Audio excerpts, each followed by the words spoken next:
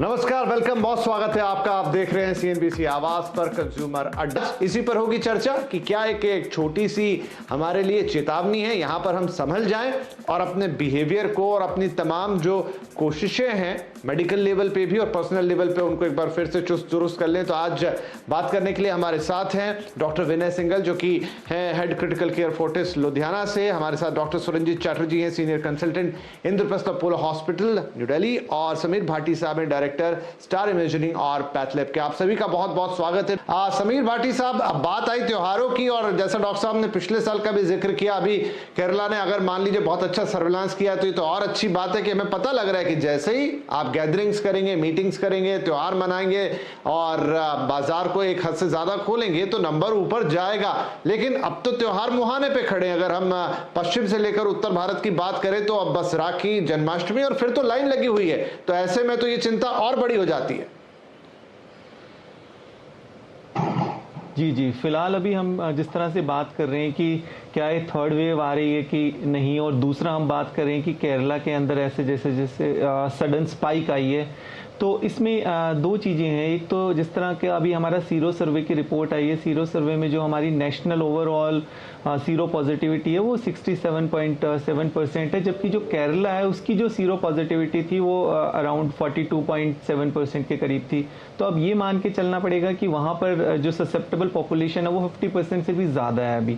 तो इस वजह से केसेस वहाँ पे एकदम से बढ़ना शुरू हो रहे हैं। और केरला का अगर हम देखें भी, तो जैसे अभी डॉक्टर साहब ने भी बताया कि जो पैंडेमिक है वो अलग अलग स्टेट के अंदर डिफरेंट तरह से जो है अपने नंबर्स दिखा रही है। अभी हम बात करें हमारा नॉर्थ ईस्ट और स्पेसिफिकली केरला के अंदर उस तरह से केसेस नहीं आए जिस तरह से सेकेंड वेव में हमारे पास और दूसरे जगह पर केसेस हमने देखे थे। और केरला के अंदर जो सेकंड वेव भी थी वो थोड़ा सा डिले शुरू हुई थी। तो अभी इसको हम ये भी कह सकते हैं कि थर्ड वेव की दस्तक या अभी जो सेकंड वेव है उसका भी डिक्लाइन फेज में आ ही रहा है। बाकी आप जो पूछ रहे हैं कि फेस्टिव सीजन के बाद, तो डेफिनेटली फेस्टिव सीजन हो या कोई भी सुपर स्प्रेडिंग इवेंट हो, उसके बाद डेफिनेटली केसेस स्पाइक होते ही होते हैं। और खास तौर पे हम सेकंड वेव की बात करें, इसमें मुख्य कारण हमारा जो वेरिएंट था डेल्टा वेरिएंट, जो पहले वाले वेरिएंट से भी ज्यादा संक्रामक था। तो डेफिनेटली कोई भी इस तरह का अगर इवेंट होता है तो उसके बाद केसेस बढ़ना तो जेन्युइन है कि केसेस उसके बाद बढ़ेंगे ही बढ़ेंगे। राइट। भाटी साहब, ये बताइए कि वैक्सीनेशन हमारी सबसे बड़ी तलवार है। हम लगातार स्ट्रगल कर रहे हैं उस मोड पर, कभी कम, कभी नंबर थोड़ा ज्यादा होता है, कभी कम होता है, लेकिन हमें पता है कि वो किस एवरेज स्पीड पे जा रहा है। यहां से अब तक फाइजर की जो माफ कीजिए, फाइजर नहीं, जाइडस की जो वैक्सीन थी उसे अप्रूवल की बात थी, लेकिन अभी तक कुछ सुनाई नहीं दिया है। कोई अपडेट? जी, वही ज़ाइकोव डी का ये भी इंतज़ार हो सकता है अब आने वाले कुछ समय में जो है उसको अप्रूवल मिल जाएगा, क्योंकि एक बार सब्जेक्ट एक्सपर्ट कमेटी की मीटिंग हो चुकी है। तो आई थिंक अब नेक्स्ट मीटिंग में तो उसको अप्रूवल मिल ही जाना चाहिए।